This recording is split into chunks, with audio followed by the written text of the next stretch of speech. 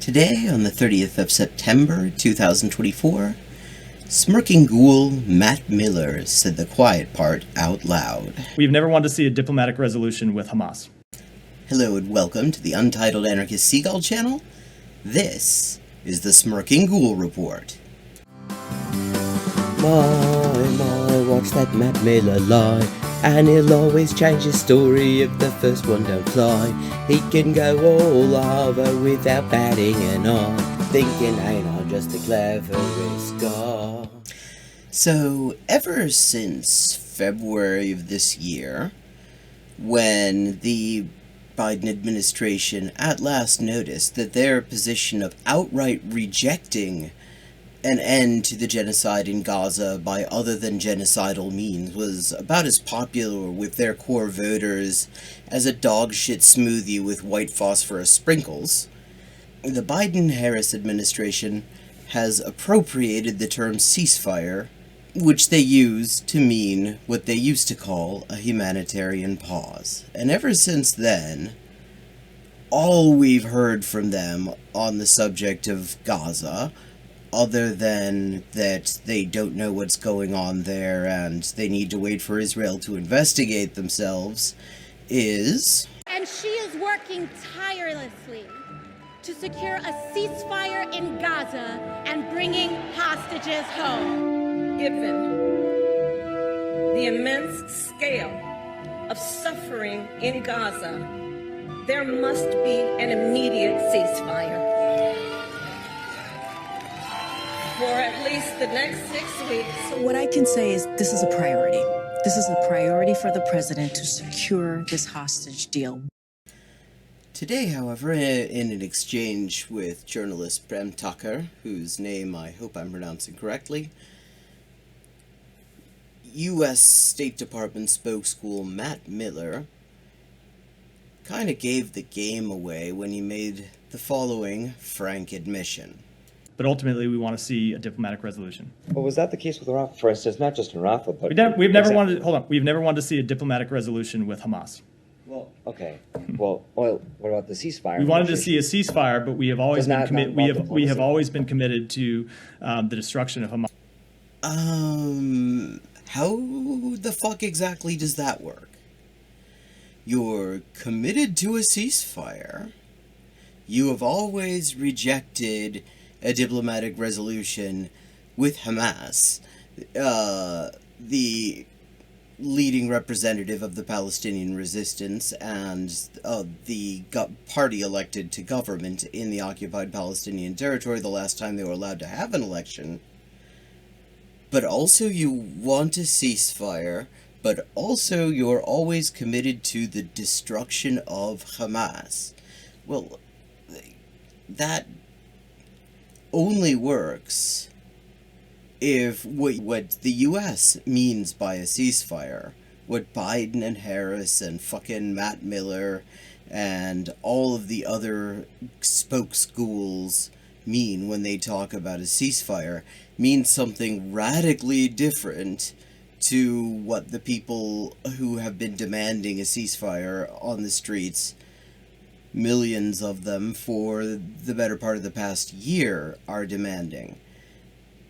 Like, obviously, a ceasefire that involves the destruction of the Palestinian resistance sounds a little bit more like they're saying they want to finish the genocide and then there will be no need for any shooting. Everybody is open to peace with fucking victory, no matter how ghoulish they are. What he's done here is just openly admit that what people are wanting from a ceasefire, what the Palestinians are demanding from a ceasefire, what the entire international community, apart from the US and their lackey states, are demanding in terms of a ceasefire is not what the United States government means when they talk about a ceasefire. Now, let's see what else he says. We did want to see a ceasefire, but we have always made clear that we wanted to see a different authority moving forward in governance of Gaza. Okay, but so for instance, other UN satellite image shows that 66% of Gaza structures have been damaged. And you earlier today said that the U.S. supports the targeting of terrorist infrastructure, not civilian infrastructure. Does the U.S. believe 66% of Gaza's buildings are terrorist infrastructure? Absolutely not. Absolutely not. Which is why we have been engaged to try to reach a ceasefire to end that conflict. You caught that, right? What he just did was admit that it's absolutely absurd to claim that the sheer extent of the annihilation of the Gaza Strip is anything other than a massive assault on a civilian population. That there's no possible fucking way that you could call all the stuff that Israel has wrecked in Gaza, which is basically everything at this point, except the resistance, is terrorist infrastructure. And then he turns around and says, not, that's why we're withholding. Okay. The thing is that he's admitting then that the U.S. is providing the weapons and all the diplomatic cover in order to carry out a campaign that, by their own admission, is by design causing involving massive attacks targeting basic civilian survival infrastructure. And in order to get away from that, he just says, well, that's why we want a ceasefire. Well, he just got done explaining that his version of a ceasefire, that the U.S. government's version of a ceasefire, is the annihilation of the Palestinian resistance. Something that, incidentally, Tony Blinken openly admitted a while ago without all that much interest being shown on the part of U.S. media, was obviously impossible. Now, it may not be impossible, but one thing is very clear: Israel and the U.S. aren't really trying. It isn't Israel chasing the Palestinian resistance, it's the Palestinian resistance chasing Israel's death squads. That's how it's been for all of these 11 bloody months. So he turns around and says, after explaining that a ceasefire to him necessarily must involve, and he's a ceasefire to the U.S. necessarily involves the destruction of the Palestinian resistance.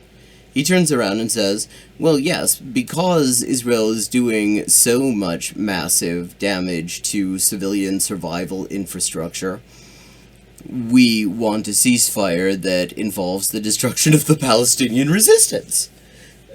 Because of course. Like, make it make sense, Matt. Make it fucking make sense. Like, you're trying to square a circle that does not want to be squared. Of course, the reality here, as is obvious to anyone who's actually been paying attention to who's been proposing ceasefire deals and who's been rejecting them with whose support, is that the U.S. does not want an end to this genocide. What they accept for a genocidal end. The U.S. does not give a fuck about saving the lives of the 2 million Palestinians who are in this death camp, being slaughtered every single day with weapons the U.S. sends, except for it to be successful. That's their end. That is their ceasefire. And Matt Miller was just caught in a contradiction that forced him to come very close to admitting the real stance of the U.S. government. Though we don't need them to admit it, we can watch what they do and stop paying attention to what they say, and we will see exactly what they're doing, exactly what they're after. Why we have been pushing for a ceasefire to months, and I wish that Hamas would come to the table. What? Okay. Matt Miller knows perfectly well, and indeed everybody in the room with him, if they are at all competent as journalists, know perfectly well that the problem has not been Hamas refusing to come to the table. Hamas actually accepted the deal months ago. And then the U.S. decided to change the deal.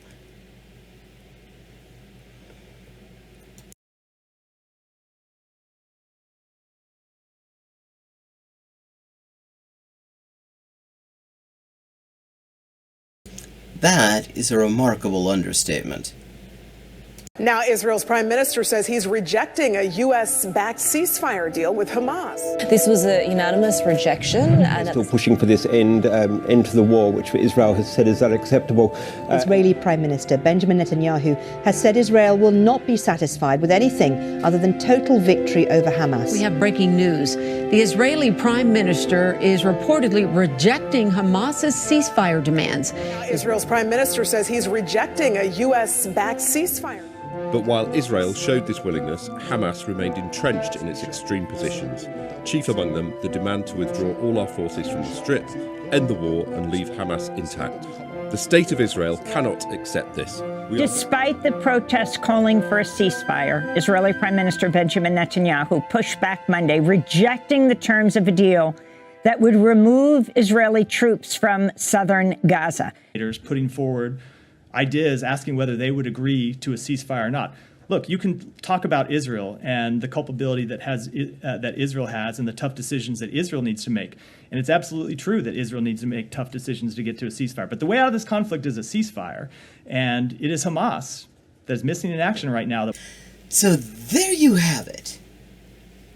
According to U.S. State Department spokesperson and Smirking Ghoul, Matt Miller, the U.S. has always rejected a diplomatic resolution with Hamas, but it's Hamas who need to come to the table for a ceasefire that, by Miller's own admission, involves the annihilation of the Palestinian resistance and thus probably the extermination of the entire population of Gaza. And because Hamas has accepted the deal, which he forgets to mention, I'm sure it's just a little oversight there, bit of an oopsie doodle, and Israel, with consistent U.S. backing, has actually constantly been rejecting the deals. Obviously, it's Hamas who need to come to the table. And this is how you know that the U.S. just wants this fucking genocide to continue until it is completed as intended. This has been a very instructive exchange from the Smirking Ghoul, Matt Miller. If you enjoy this content, please consider liking and subscribing to my channel. I do a live stream on the Untitled Anarchist Seagull channel every Friday and Saturday from 11:30 p.m. U.S. Eastern Time to 1 a.m. U.S. Eastern Time. Also, please consider supporting me on my Patreon. Link is in the description. That's all for now. Have a good rest of your day. Unless, of course, you are Matt Miller, in which case just fuck off, please.